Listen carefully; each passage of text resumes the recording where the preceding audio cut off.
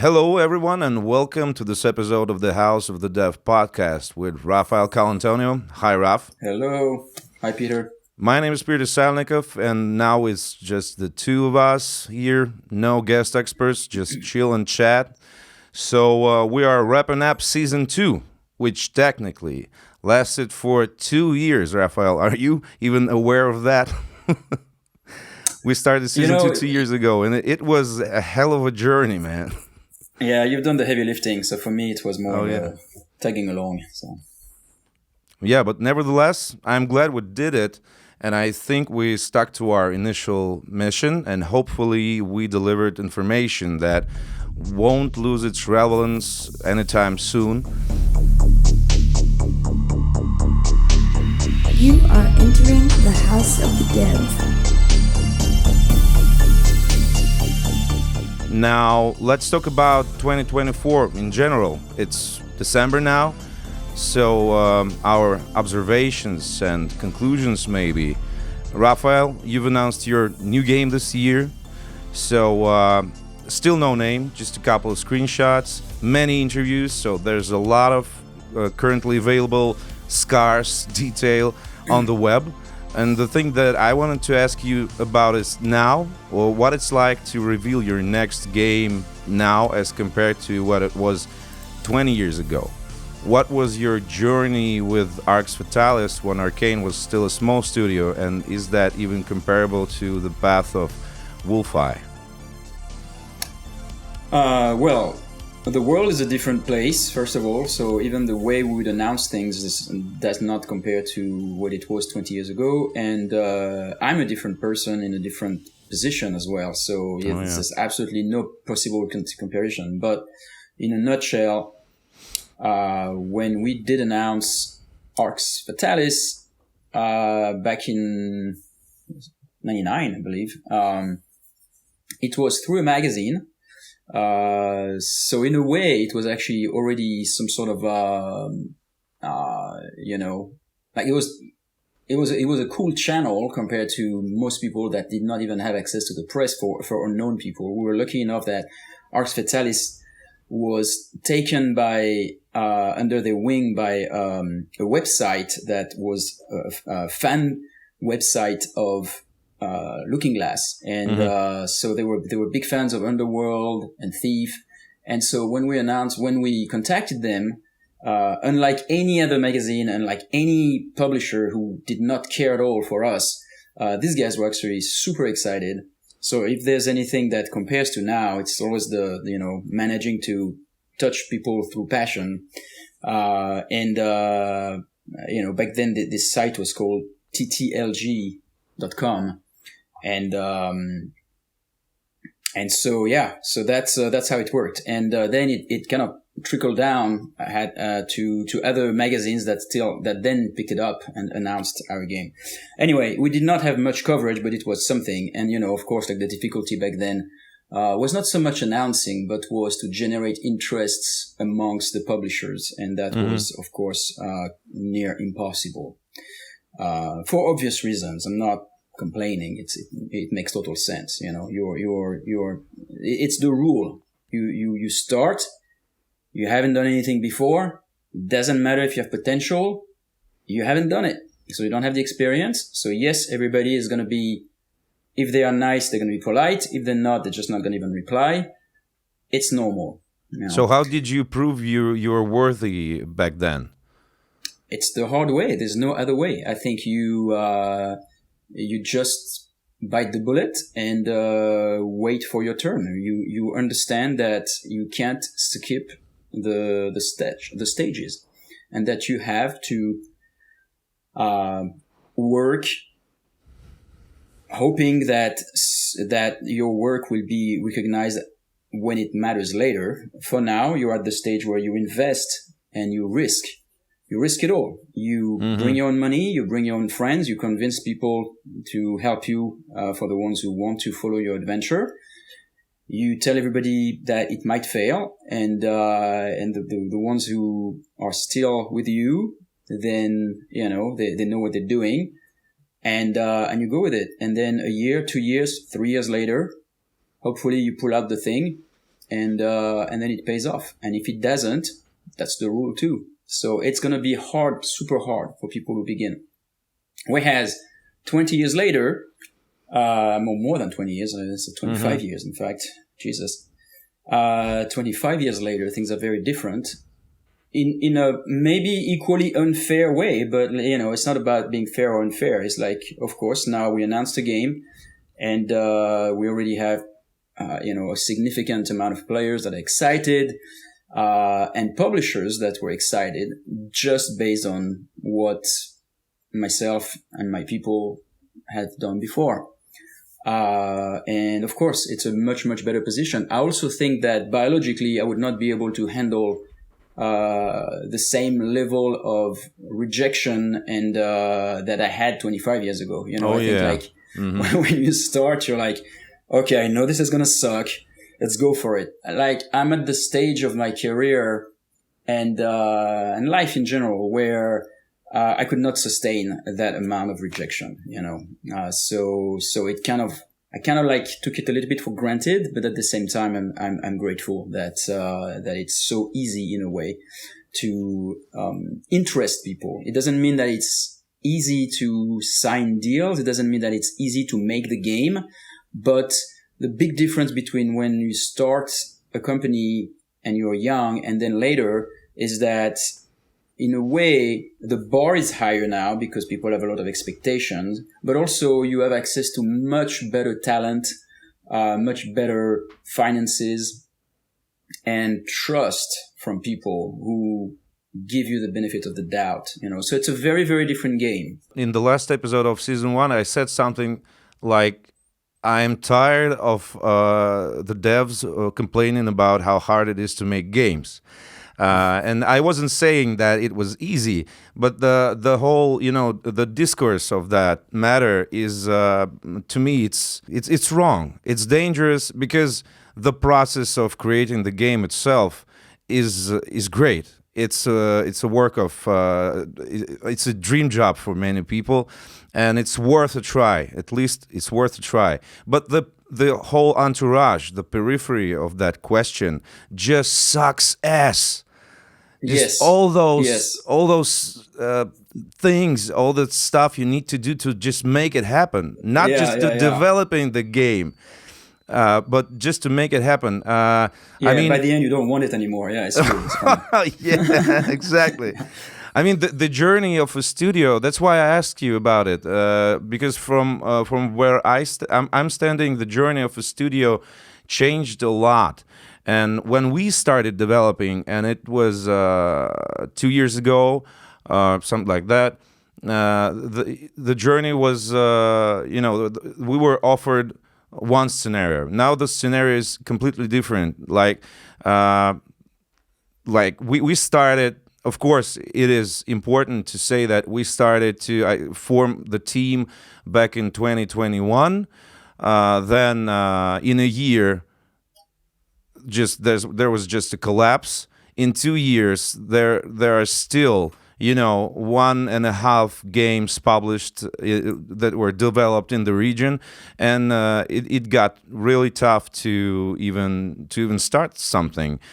And right now, currently, if you are a small studio or beginner studio, I realize that the term indie is super broad right now, and it probably, from my point of view, it probably has lost its gloss, because everyone who develops a game that takes 3 to 6 months to make is an indie developer right now, and it's a big topic. So if you're just starting your way through this, you need to create a Steam page and generate wish lists. You need to create and manage a Reddit community, talk to your future players on Discord. Oh, and you better have a ready-made business before a bigger company will even take a single step towards your direction. But this year made me stop believing that there is something constant in approaches in the game industry. Like a year ago, everybody was telling to do that. A year after, they are running some other direction. I think the never-ending market researches and things like big data analysis, they really corrupted the game business and the game development, the very art of game development itself. I think the industry, but first of all, it has evolved. There was a moment where it was a tiny thing. There was no path. Nobody knew how to get there. And now there's so much that is established. It's a mess. There's a path, but everybody wants to take that same path. It's like in music. You listen to all these influencers on social media, and they tell you like, success in 21 days, how to get 1 million streams, how could this, like, they all have this, the formulas that everybody knows in the industry, like every 2 days release something. Yes, great. If everybody does that, then it's not working either, right? So like we're at that stage with video games where everybody can make a game. You can download Unity or a free version of Unreal, and you can make a game on your own. So it's a matter of noise right now. It's very different. And also, so either there's two position you can be, and that was true as well back in the days. Either you do something where you don't need anyone, and then that's one path, and that's great. Typically, either you have tons of money of your own, which is rare, or your game you're making is tiny, and that's cool. So in this case, you can be on your own and do it, and you don't need anyone, and nobody will. The consequences will be your own, etc. Now, on the other side, if you need someone, you want to make your game, but you don't have the money for it, you don't have the publisher for it, then that's the hard pass. Because the publishers, the industry, they know what they're doing already. They don't need you. They have already a plan. They're already they line up. They want to do a sequel of that game. They want to do that type of game. And so you come in with your game, whatever it is, immersive sim or not. It doesn't matter. It's like already you're disturbing the force. You're like, why do we want you? What are you suggesting? Oh, a game again. Yeah, a game again. I could use you to make my games, but why would I make your game? Why would I give you money to give value to your IP? So you're already going against the grain as soon as you want to do your own thing. And that's always been a problem. It was a problem before, and now it's an equally, maybe bigger problem, frankly. So that's it. It's hard. It's just going to be hard. At the same time, imagine if it was easy, then I don't think people would be as attached to making it work. Because if every time I had an idea for a game, I could just snap in my fingers and I would find 10 publishers wanting it, I'd be probably more inclined to give up if the game is not going really the right direction after 3 months. I'm like, I got a new idea now. So no, instead it's really, okay, you really want this? Are you sure? We're going to test you on that. And the system, the entire universe is testing you until, at some point you say by the end, you might not want it anymore. I remember you saying that at some point. That was funny. It's true. Yeah. I think between the minute that that idea in your mind that wants to see the world, want to show itself to the world. The idea as a little seed of an idea until and the time that it actually gets made in a production with a team and some money flowing, etc. We're talking about years. For people like me too, it's wherever you come from. Of course, if you've never done anything before, it's even worse. But even if you have made games that are, hits or cult hits or whatever, there might be a handful of people, like maybe Kojima could do snapping his fingers and make any game he wants. But other than that, most of us are in the same situation where between that inception of an idea and the time that we get to make it, we're talking about so much work that by the end you're like, well, I'm so invested at this point. I'm going to make that work. Mm-hmm. I think it's a natural process, and it's kind of in a way, has to be this way. I wish legals were faster though. Legals is a kind of every time we manage to get together with a few publishers, by the time they say yes, and the time we start, you can you can think of 6 months, a year. Yeah. How is that even possible that legals are so complicated when there have been so many deals made on the planet? You would think like there should be some sort of like, template or just like, okay, and here. it's such an ancient fair, profession. Yeah. yeah. It's fair. Don't worry. It's good. You just read it just in case. But no, it's not going to be like that. It's going to be all right. Now let's play the legal games. Everybody's going to lose a lot of money. Now loading the House of the Dev. Video games are becoming, or maybe they even already became, a platform for content. That's what it seems like. It's like you can be a YouTuber or you can be a TikToker and you can be a game developer, developing games in small amount of time, with almost without any money. Because of that, there's a lot of buzz going on. And I'm not sure if I like it. Like it's so over available to everyone now that it doesn't seem like it does good for games in general. I frankly don't know. It's just, you're right. It is available to anyone, from tiny budgets to huge budgets to, now AI is stepping in. It's like, we don't even know what's that going to do, even though, I think there's a little less fear now than there was a few years ago. Oh, yes.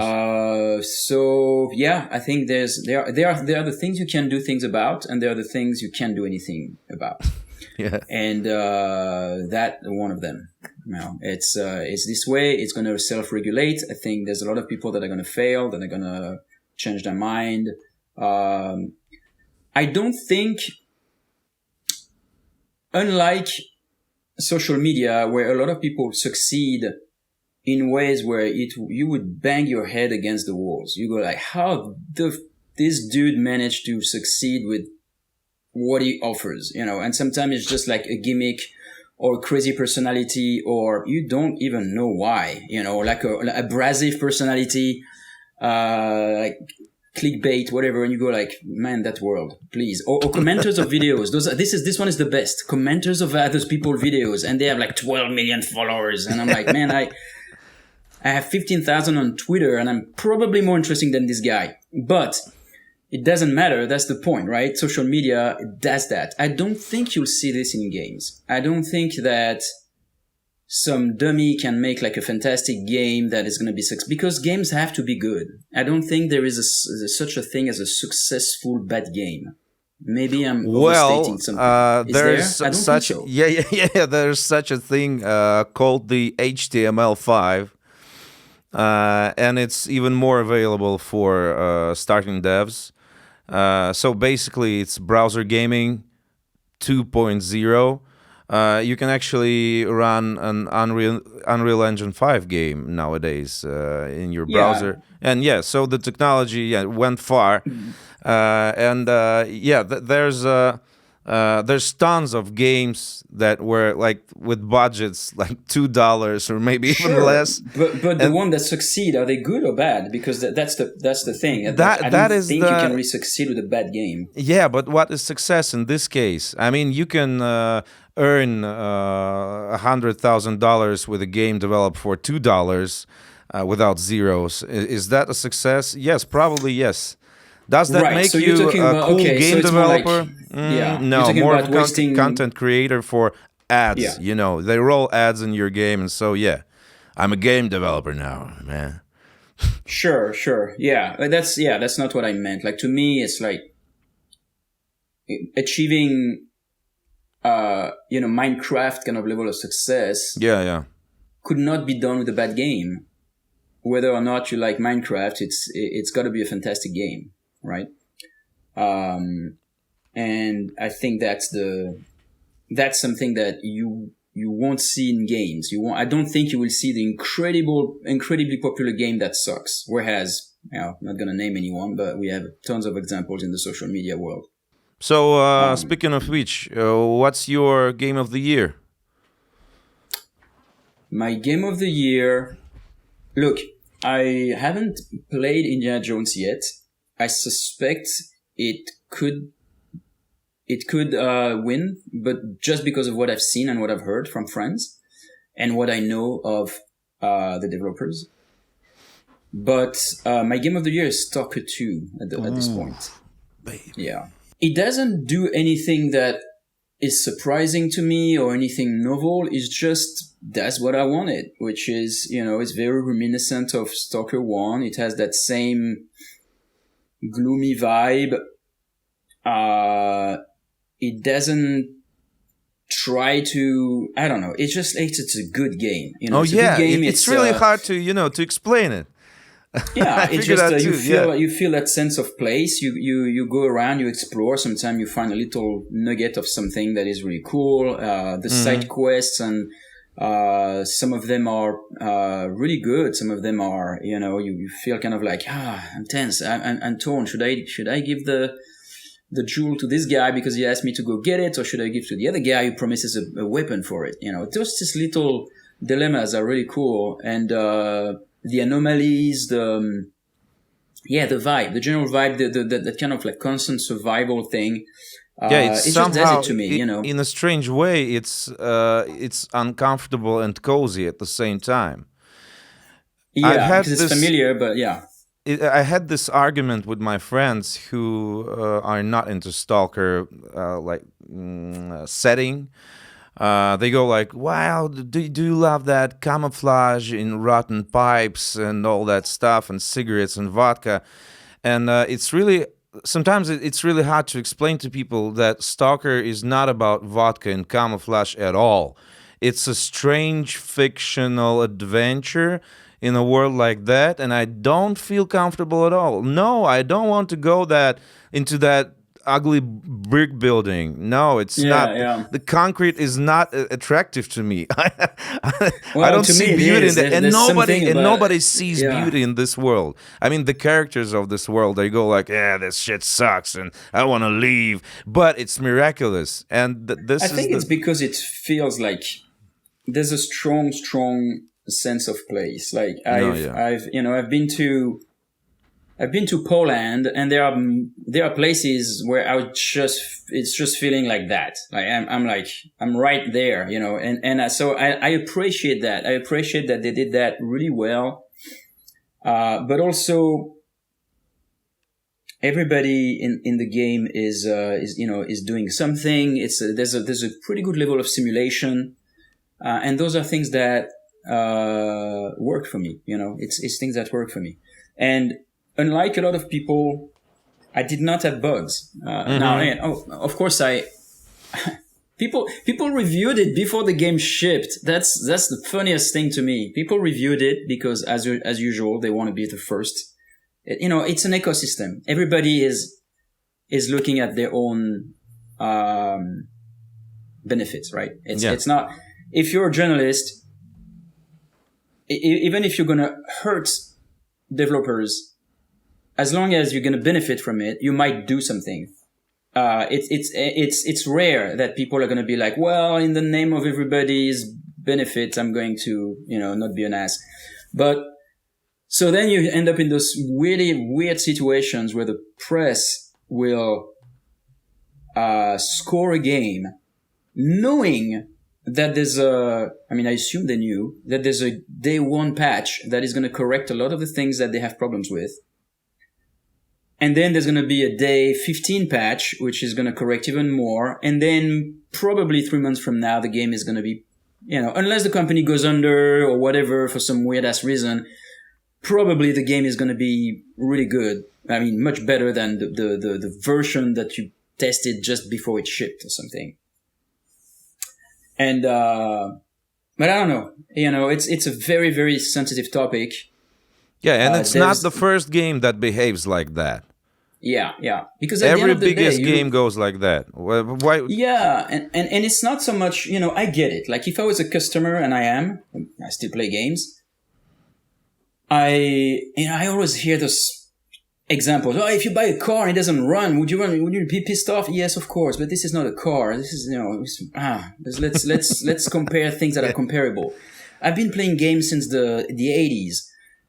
I would buy a game, like any game from Origin System, like an Ultima, would guarantee that your game doesn't work on your machine. You would have to spend 1 week trying to fiddle with the autoexec.bat and the config.sys. You would have to maybe buy a new machine. I mean, that's where I come from. But when the game worked, it was the best thing ever. At the end, you were like, oh my God, I'm so glad I did it. So does Ultima 7 deserve a 20% on Metacritic, or does it need a 95? It really depends how you look at it. Like from a technical standpoint, I get it. It had problems, and maybe Stalker 2 had some as well. But I think at the end of the day, if you look at the overall experience as of today, you buy the game today. If you were wanting to buy the game today and you go on Metacritic checking out, like, should I buy this game? And you go and you look at a 73%, I think, or 74%.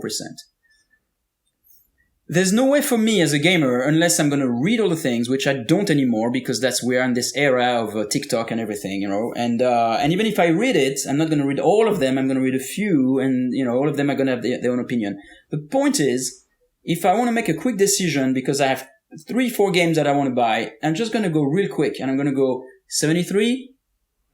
I don't know if it's a great game that has bugs, or if it's just a shit game that is polished.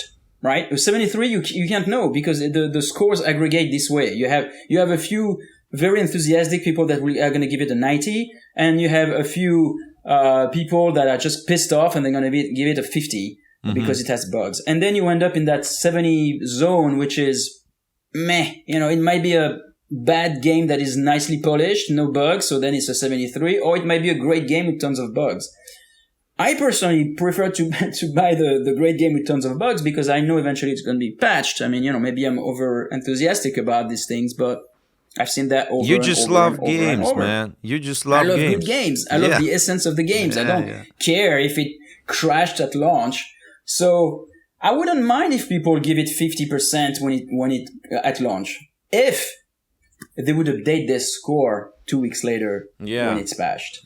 If Metacritic would also update the scores that were updated, so that now the new average reflects the reality of the game. Why? Because in a restaurant, if I check out the reviews in Google of a restaurant, it is dynamic.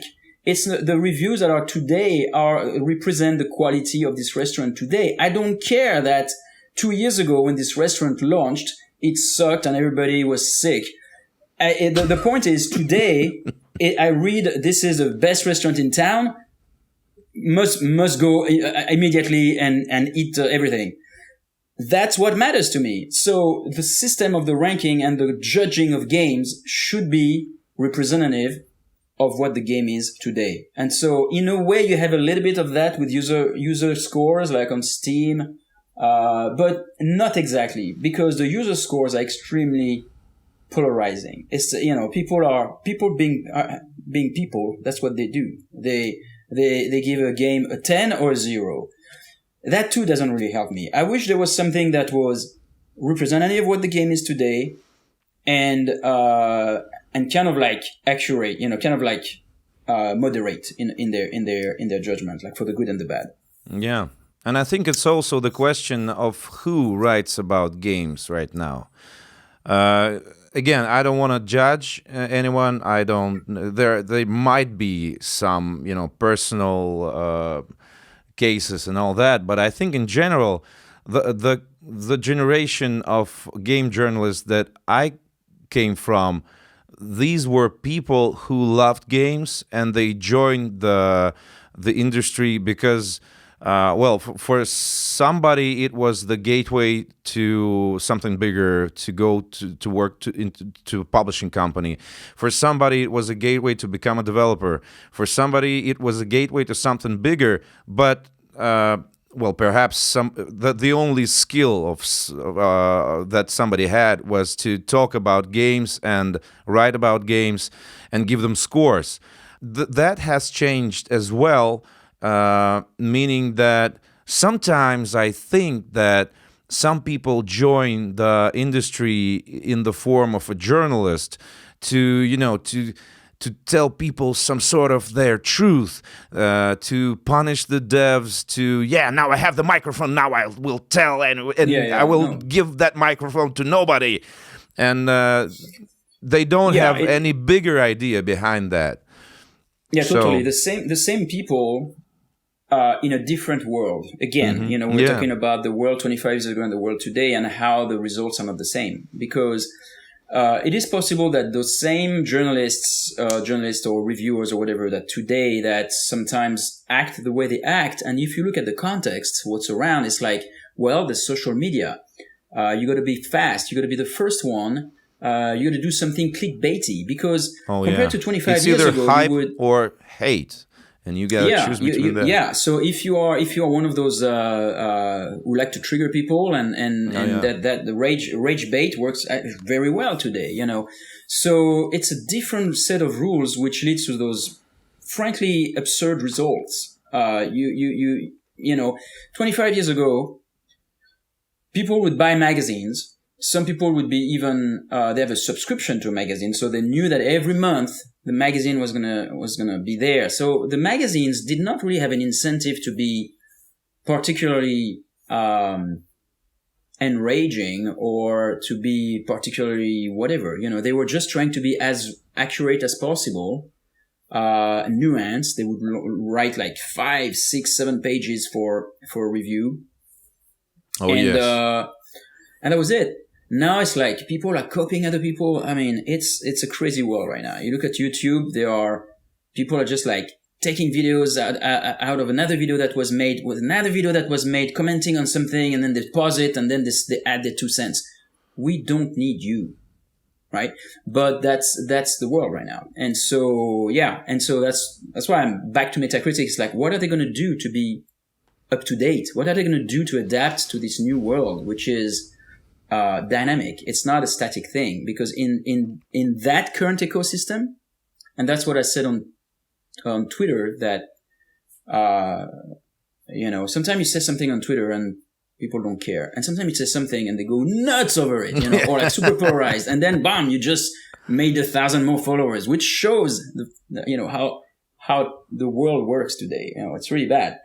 And people got enraged by what I said. I said something like, and they concluded something that I did not mean, by the way. I said something like,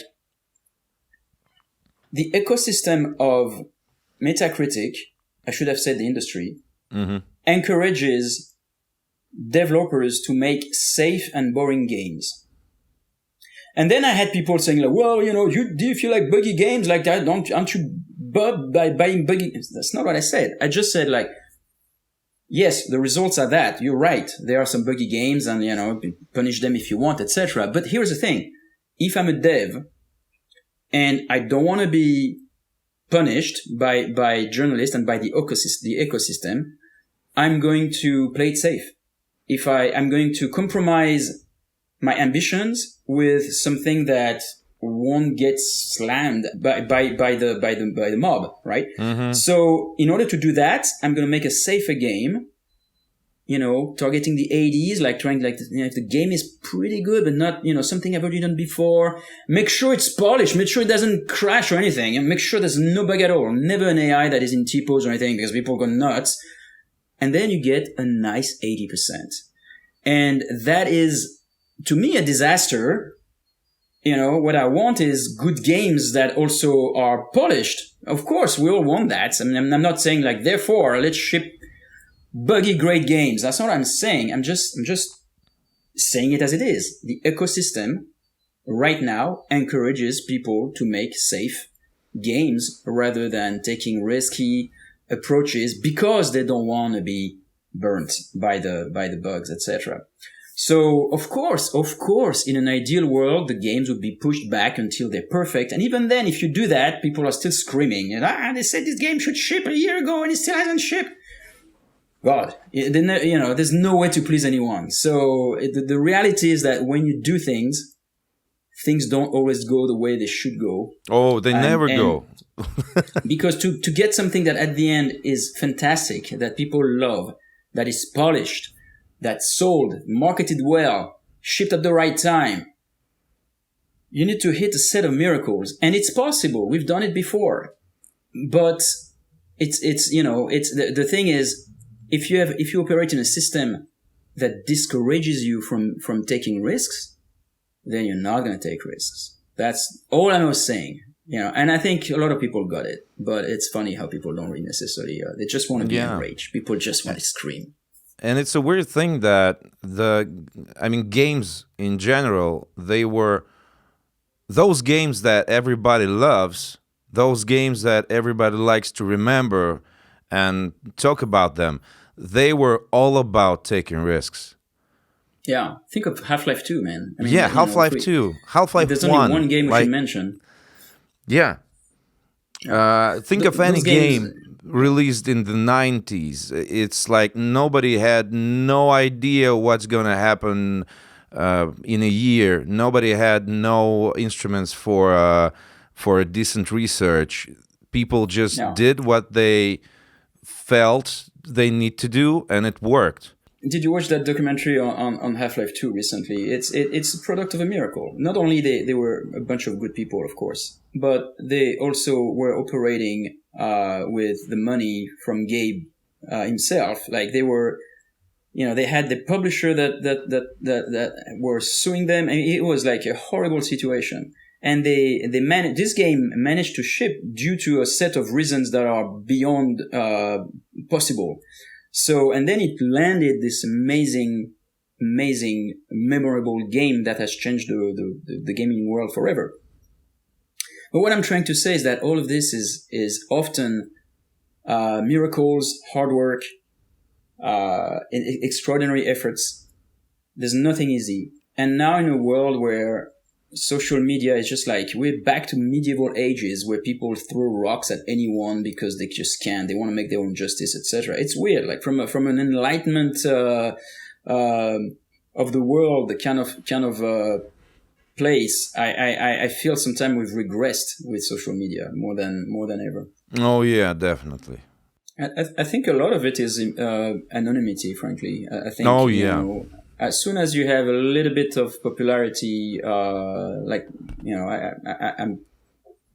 got some role in the game industry, so I'm very controlled. I make sure that what I'm saying is it can be edgy. I can still tell what I think, but I'm not going to be rude. I'm not going to be a troll. If I was, if I created an account or whatever, and had nothing to lose, I was just like, who cares?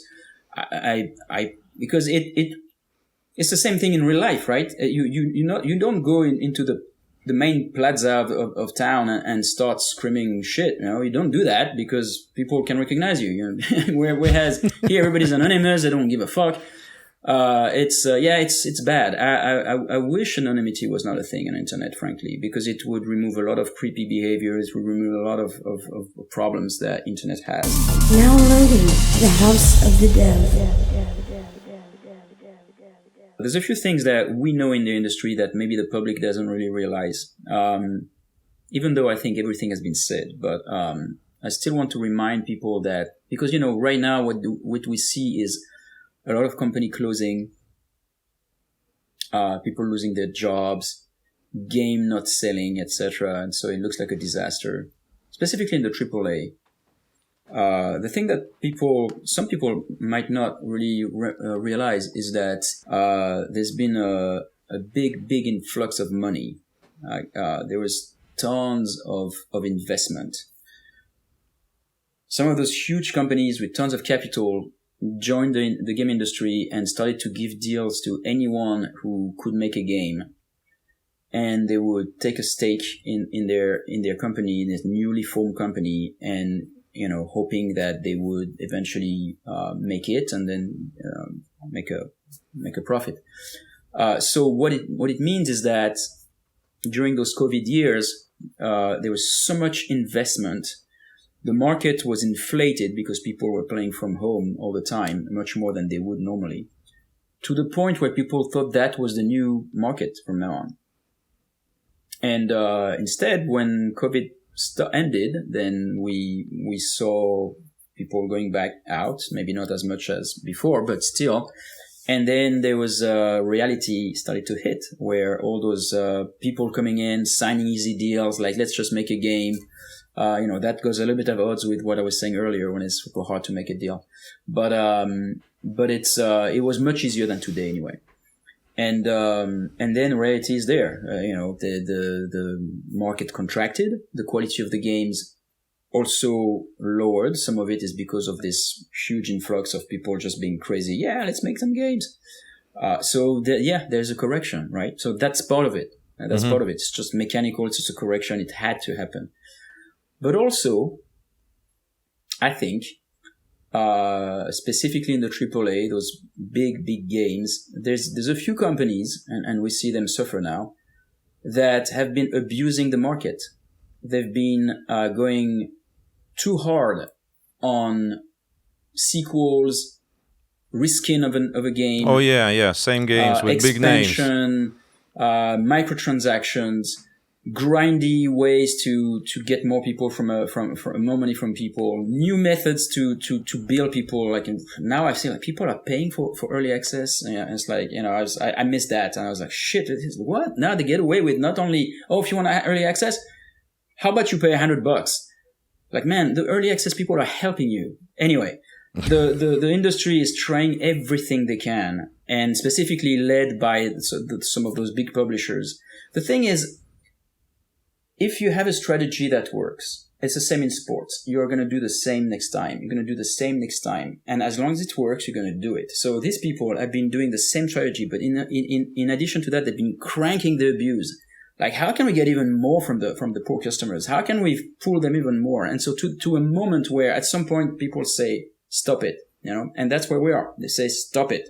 Leave us alone with your same game sequel, risking, microtransaction, game as a service, etc. We have enough of that, right? And they needed that, because if the public did not say that, those same companies would keep doing it. And which goes to another thing that is, for me, is the saddest thing in the industry, is that there's really more, a game can come from a place of passion, like, I want to make this game. I'm going to do everything I can to make this game happen.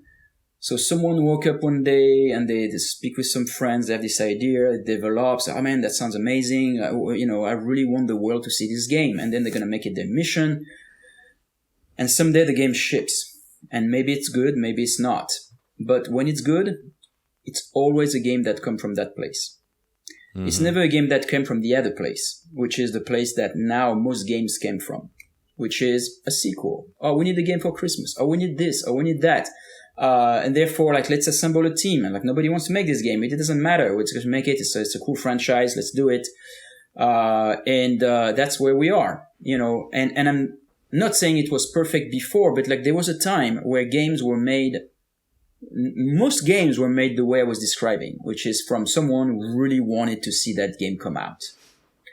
And meaning that a percentage of those games were actually really good. Now, most games are made from a spreadsheet, like a number somewhere, that it would make sense to have this sequel come out at that time because this movie, whatever. And then, yes, you get shit quality, people that are fed up with the abuse of business model, where they try to get more and more. Why do they try to get more and more and more and more? Probably because it's an industry that started to generate money, and then there's a lot of people that are attracted to money that said, like, hey guys, let's go there. So they came in, and in a way they helped us making better games, and in another way it also led to too much, So now that's where we are. We're in 24, almost 25, and we're at that point where it's burning, and I think it's necessary. I think it's necessary because if it was not, then we would keep eating the same shit again. So it's necessary. It's gonna get bad. It's getting bad, and I think we need to do games from passion again. That's that's the way. It was like this when it started. Imagine It's even like inconceivable that it's not the case now, but yet it is not. So many games are not made with passion. Yeah, and this is the only way for games to make some sort of next step to glory. This is there's a popular talk about how games are in their state of young Hollywood right now. I mean, it's sometimes it's like it's a double standard, you know. Sometimes people go like, you cannot compare movies to games. These are whole different mediums and all that. But sometimes when it's comfortable, people do compare the movie industry to the video game industry. So one of those comparisons sounds like there's a lot for video games to discover, and there's a lot of possibility for growth. And the games are now as Hollywood was in its early stages. But if that shitty scenarios will continue that you described, Raphael, this is the end of games. I mean, like the games that made the industry, they were made with passion and a lot of risk, and they established genres before anybody even figured out how to call all that stuff. What are the words for that? And now we are at the point where there's official mainstream, like in games, it's there. There's mainstream in games, and there's all other stuff. So mainstream in games just sucks. That's Yeah, and I'll tell you, there's it's another a dead thing end. right now. There's another thing right now that triggers people right now is that there's also a lot of forced shoehorned inclusivity stuff, which I think inclusivity is great. When I first played Walking Dead, I was like, I'm playing a black guy. That's very cool. It's the first time. It's works well. It did not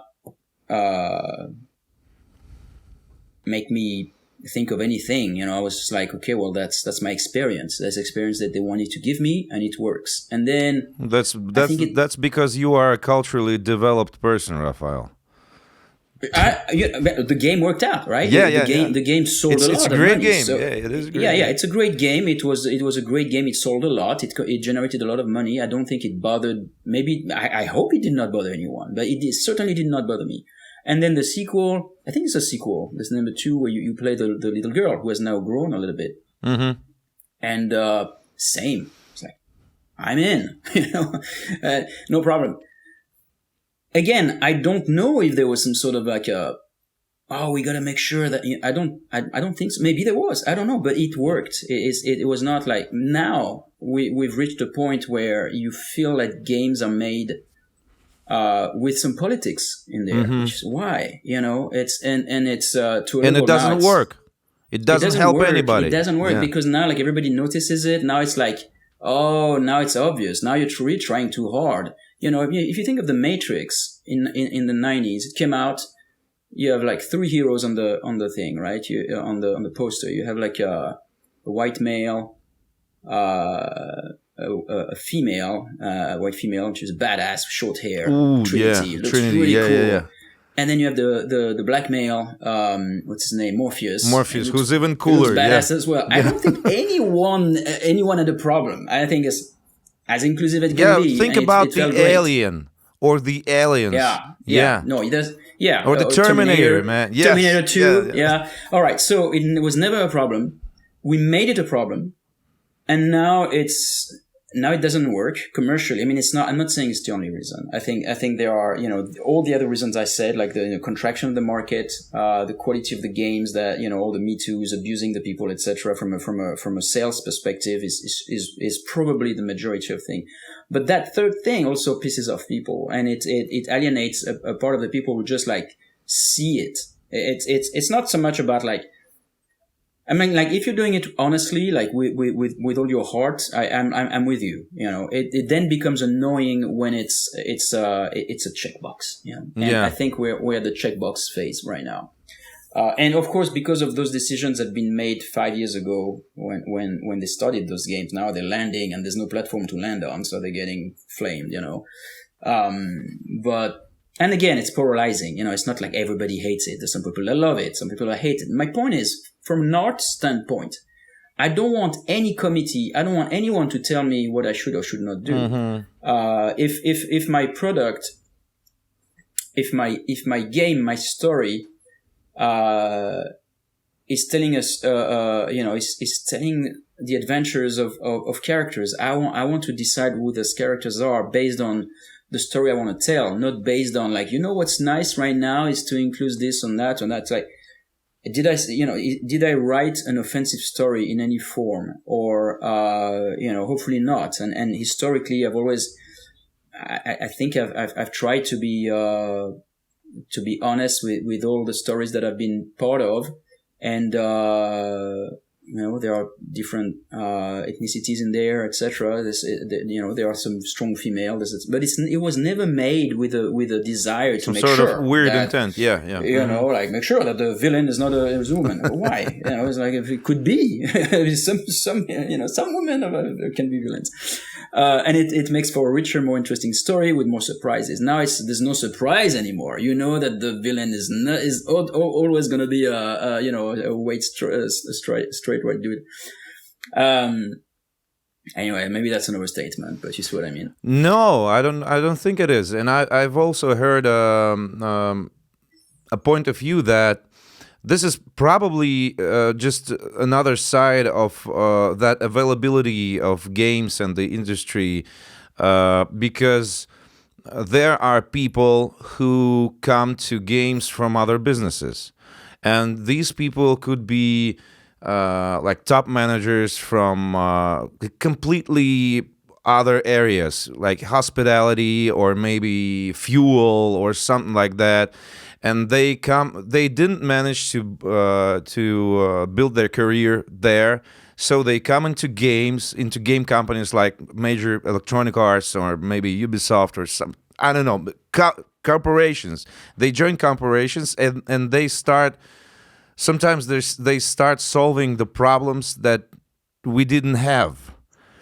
That's number one. And the second part is that those people are using their old contacts and networking for their new job. And there are weird and absurd things happening because of that. That's not my words. That's something that I heard from the colleagues that I trust, and this version with human resources and weird thing happening there might as well be true. Yeah, I don't know. I think I'm on my path. I'm trying to do the right thing all the time. I'm trying to be super respectful to everybody, and that's how I've always operated. Whether for people that I hire, for people or for the story that I tell, it really comes from honesty, and it's I think naturally already encompassing. There's no message of hate or anything like that. It has included different type of people. Again, not in a forced way, not because I was thinking about it, but because it makes sense, and I think that's the way it should be, because otherwise you'll get pushback from people. People, when they start seeing the strings, they're like, okay, I've seen the string, now you gotta stop, I hear what you mean. Most of all, if it's condescending and talking down at people, it's then it's too much. So there's been some of that happening, in the industry, and it might play for a small role, but it does play, I'm sure. Yeah, we actually had an episode with Danny and Kevin with their game Validate, and we were talking about that exactly. So if somebody talking to our listeners or viewers, if somebody missed that episode, please go and give it a shot. Nice talk on that topic specifically. Yeah. Now loading the House of the Dev. What do you think of Game Pass? Ooh, in the past couple years, I've mutated into a glorious PC Master King. So somehow my Xbox, like my son, plays more often. But when there was a choice to get Stalker 2 through Game Pass or to buy it for the PC, I chose to buy it. Oh, why? Interesting. Ooh, well, because it's the same experience, right? It's just like in one case you've already paid for it because you've got Game Pass, and another one you're gonna give $70 or 60 or whatever. Yeah, and I'm not talking about that. I actually had the opportunity to get the game for free, but okay. there was there was some sort of anxiety when the game came out because there were headlines that Stalker 2 will probably get banned in Russia. And anybody who will own it or stream it or talk about it will go to fucking jail. But it didn't happen.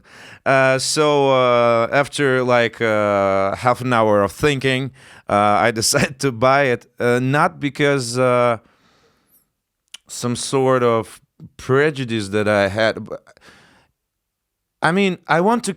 It's still... Buying a game for PC, like buying a game for whatever, it's just like more expensive for the console. Buying a game still gives me the feeling of owning the game. And I realized that I only buy a right to play the game by buying the Steam version. But still, I didn't want to, I didn't want my Game Pass to take the game away from me when the subscription will run out. That I really officially hate. Like that's interesting. Feeling, so for you, it's more like the customer experience. Yeah. For me, I can see how the customer experience is very compelling because the offer is relies on. I mean, it's like Spotify or whatever. It's like, hey, you pay this amount of dollars per month, which is very reasonable, and you play all the games that are available. And that is a little bit like sugar. It's like I'm gonna get as much as possible, and then the consequences are gonna come later. I don't know. I haven't been charmed by that somehow. Like I use. Is it because the games are not good enough? Usually I know exactly what I want to play. So I'm generally not interested in buying a subscription for whatever tons of games I don't want to play you want to offer me. So say that next month, which is probably true, there's going to be a lot of really, really cool stuff that comes out on Game Pass. So let's say like this next year, maybe we'll see the new Elder Scroll. Whew, I'm in. Some huge. Let's say there's like 6 or 7 games that you really absolutely want to play, and you do the math, and you're like, well, this is going to cost me a fraction of what I would have to spend if I buy all those 6 games that I know are shipping and I know I'll play. You still would not want to subscribe to Game Pass? I'm not sure, but I'm sure that I will only buy those games when I will be sure that I will start playing them. Like, I want to finish Stalker 2. That's why I don't play Indiana Jones right now. Or I don't play Metaphor Fantasia or something. There's a lot of cool games out there. And I just don't do it because there is I know... some discipline that is forced, right? There's like, if it was available on a bouquet, like I would probably already start switching to Indiana Jones and maybe never finish Stalker, right? And I kind of like that idea, like, no. I committed to it. I bought it. I'm going to finish it, and then I'll play Indiana Jones. It's true. Game Pass breaks. I mean, they are trying to change people's habit, right? They're trying to change consumer habits the same way Spotify has changed consumer habits. The big difference though with Spotify, I mean, first of all, Spotify is not that profitable from what I've read, even though I'm not an expert in that industry. Mm-hmm. But so that's a problem. But the difference is that making music is virtually free. I mean, there are you can make a song and push it on Spotify, and Spotify will give you peanuts, even if it plays millions of stream. And you can still say, well, it only cost me a few days of my life to work on it. Whereas a game, someone has to pay for it. And that's where the Game Pass business model is a little questionable in the sense of, so if I'm wrong, tell me I'm wrong, but I think it's been 8 years now that Game Pass is out. 8 years? Yes, Hell no. Yes. It is said that it's not profitable after 8 years. They invested hundreds of billions. Am I right with that? Yes, 69 billions just for acquiring Activision Blizzard, another 7 for ZeniMax, Bethesda. So, and probably some other stuff like Obsidian, whatever. All of this to make Game Pass work. So they have access to an unfair amount of money. We're talking about, they're getting Microsoft money, right? So it's almost like virtually infinite money to really make sure that this business model that doesn't make any sense at first is going to make sense at some point. That's the gamble that they're doing. Is that at some point they're going to convert enough people that, yes, it finally works. This model of, because the problem is that if it works, that's my fear, right? If it works, if they don't fail, it means that it's going to really, really suck for people that are not part of the Xbox ecosystem. Because then it's going to look like a musician on Spotify that is not on a label. It's going to look like, hey, I want to ship my game, but there's no other choice than putting it on Game Pass. And these guys are going to give me like a fraction of what I spent. And there's no other channel of distribution. I mean, that's what they want, right? That ideally, that's what they would like. I frankly hope it's not going to work at this point.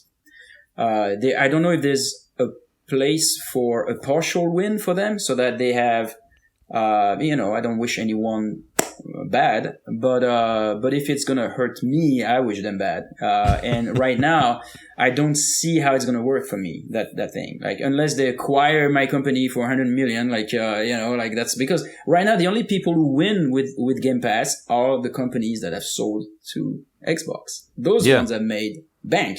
And there are some people right now that are happy they sold.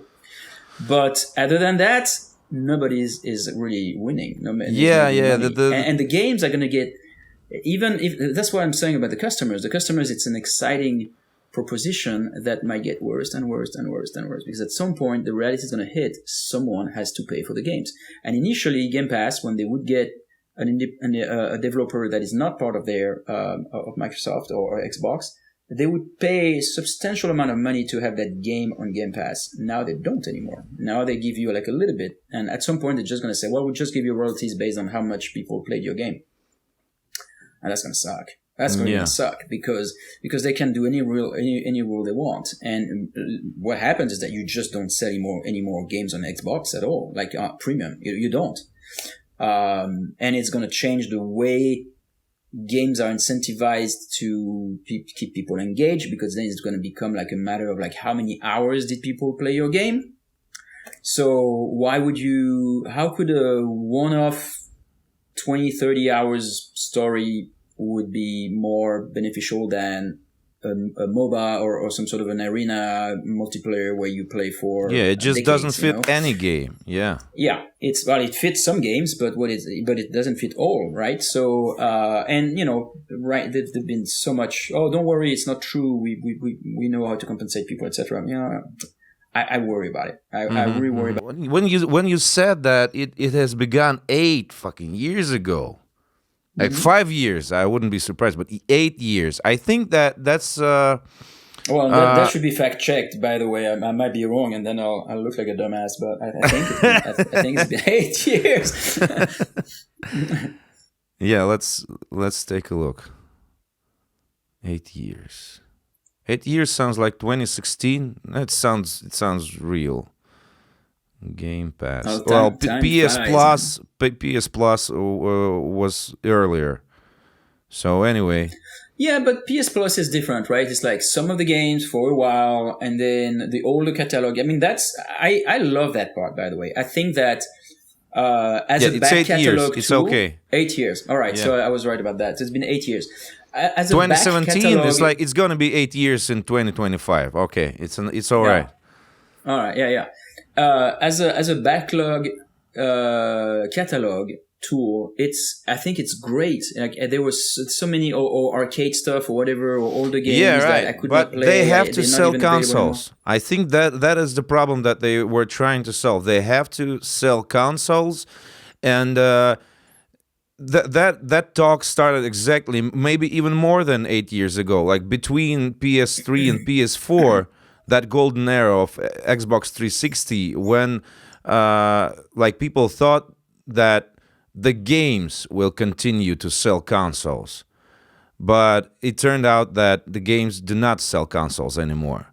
Like you cannot stay unique forever. It's like why do people keep creating all those same What do you games? mean the games don't sell consoles? Isn't it the case for Nintendo? Like people probably buy Nintendo for practically just two games. No. Mario and I for mean, Zelda. yeah, Mario and Zelda and all those JRPGs and many other reasons. I'm not sure. Like I had Nintendo for Zelda. Yeah, right. Like a lot of people do. Yeah. Yeah, I mean that when PlayStation and it would be more fair to say when Naughty Dog invented that look of The Last of Us. Every PlayStation game, like the next God of War,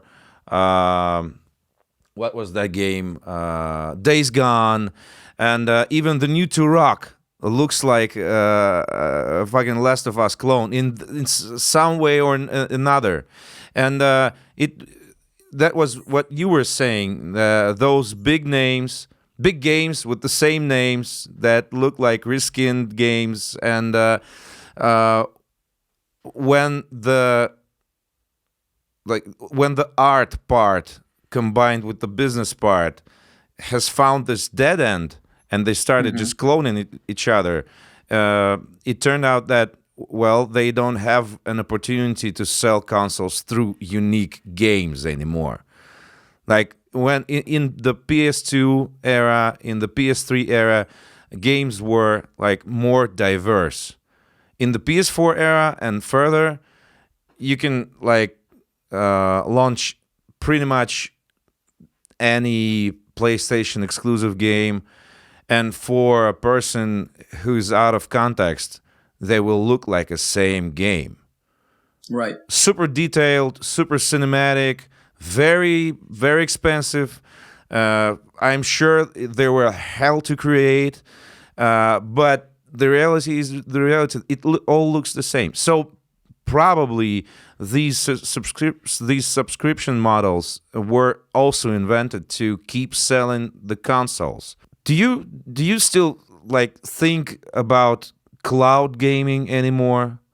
Like when one platform failed, second platform failed, and the last smash hit was by whom? Google with their Stadia. Yeah. So that was the dream, was that at some point I think it was the business model that failed. I think more than the technology. Yeah, which is probably. weird. But the dream of those people, I think, at some point was that you just buy a TV and you buy a subscription and you buy a gamepad. That's all you need. Yeah. You don't need a huge computer and those expensive video adapters. No. Why do they? I mean, I know why they want subscriptions all the time, but man, like we don't want them. Just give us something else. Like I think the OnLive thing, was it OnLive? The Google thing, right? Stadia. Google Stadia.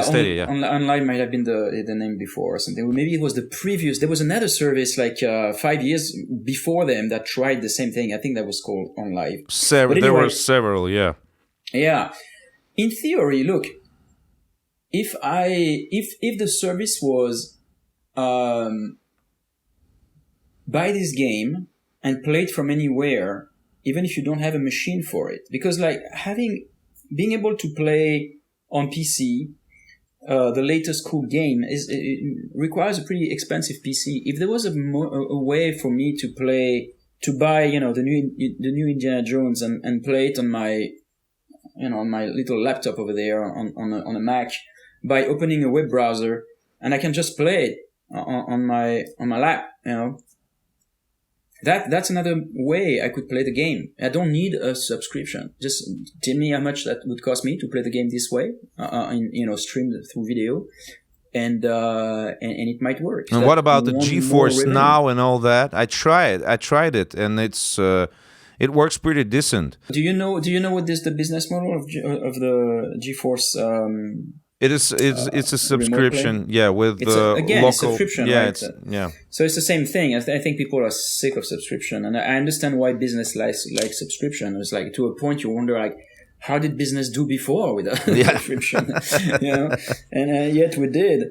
So it's exhausting. Like I can't have a subscription for everything. Man, I just bought a ring, it's called Aura Ring. Have you heard of this? It's to, I'm waiting for it. It's to monitor your stress, your sleep, etc. Does it change color?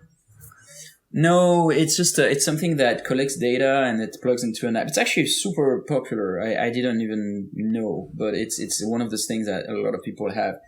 And, it's great idea. Subscription based. Like, not only you buy it for $400 or whatever, but then you have to pay $7 a month to have access to your data. It almost made me not buy it. And then I was like, well, $7 a month, that's, it's a matter of I've got a principle. story to tell. I fell sick. I fell really, really sick a month ago, and I was sick for 2 weeks.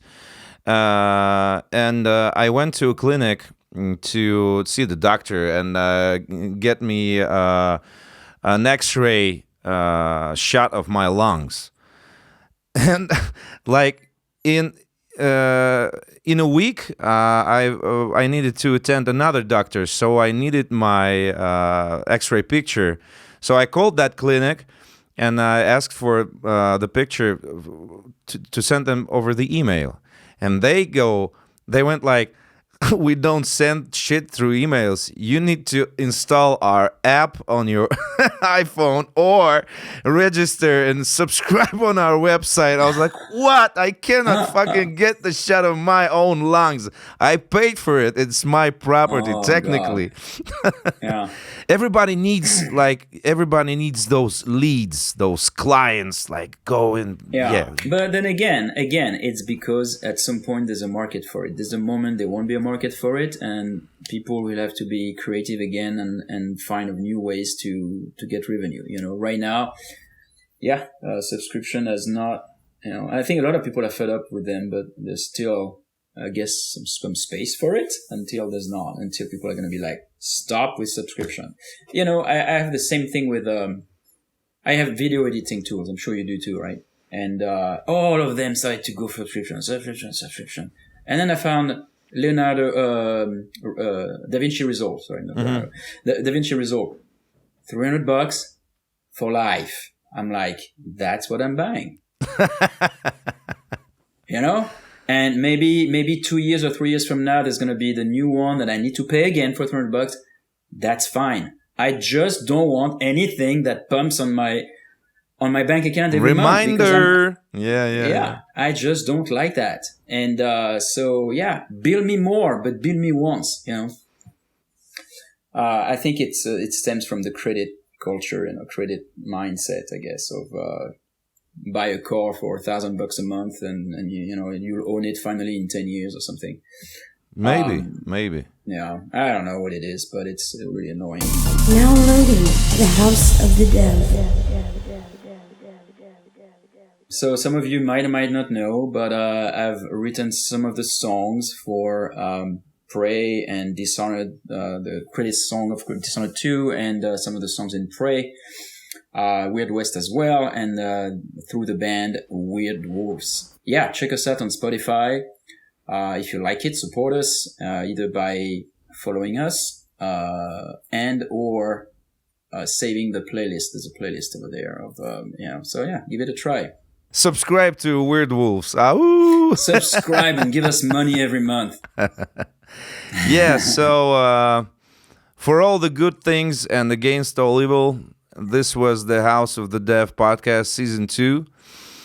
And hopefully we will see you in season 3. But that was not an official announcement. We'll get back to it in a while, I think. Raphael, thank you very much. Thank you. Happy New Year, man. What the hell? Yeah, Happy New Year. It goes really, really fast. Every year is a little faster, unfortunately. But now I try to make it count. I travel. I go to see my family, my friends in the world. You know, it's important to me. But yeah, it goes fast. Yeah.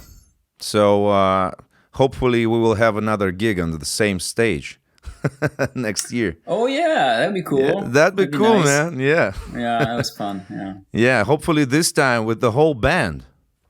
Yep. I got the band together again. Different members, same music. So yeah. Yeah. Thank you very much, Raphael. And thank goodbye. you, Peter. Bye.